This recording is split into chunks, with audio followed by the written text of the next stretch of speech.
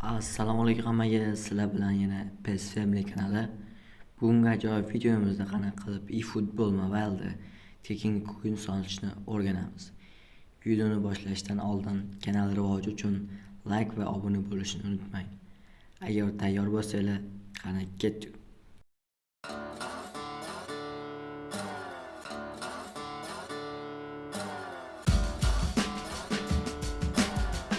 Birinchi navbatda coins olish uchun shop tepadagi shop kanaliga kiramiz.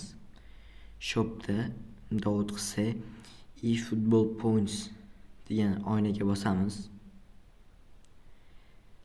Hop, eFootball Points ga kirgandan keyin o'ng tarafimizda items turibdi, o'shani ustiga bosamiz.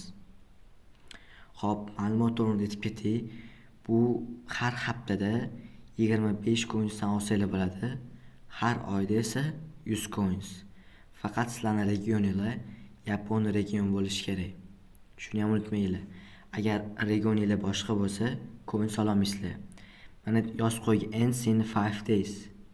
5 kunda tugaydi. Agar shu 25 coinsni 5 kun ichida ololmasam, keyin kuyib ketadi bu coins. Bu coins 25 coins har haftada, 100 coins har bir oyda ola olaman. Hop, olish uchun shu 25 coins ustiga bosamiz. Mana 1 point ham ishlatmaysizlar, ko'rishingiz mumkin 0 point. Hop, ichiga bosamiz.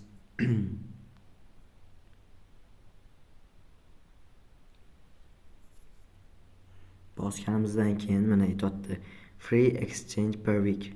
Har hafta almashtirsalar bo'ladi debdi. Tagiga tushamiz. Mana aytibdi, exchange iOS Android debdi. Exchange bu almashish obmen degani. Shu exchange bosamiz. Exchange iOS bosamiz. Exchange completed. Almashish tamomlandi deyapti. Endi eFootball oynamizga qaytamiz. Mana ko'rishingiz mumkin 25 coins olindi. Endi asosiy menyuga o'tib, mana 25 coins korobkaga tushadi. Mana tepadan messajga bosamiz. Mana buni ham aytibdi, agar messajda 29 kun ichida olmasanglar, kuyib ketadi. Receive all bosamiz. Mana ko'rishingiz mumkin 1050 coins bo'ldi.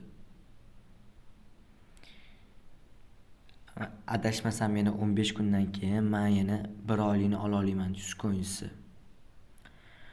Xo'p, agar video sizlarga foydasi tekkan bo'lsa, kanal rivoji uchun like va obuna bo'lishni unutmanglar.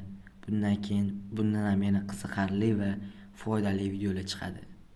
Hammaga xayr, rahmat.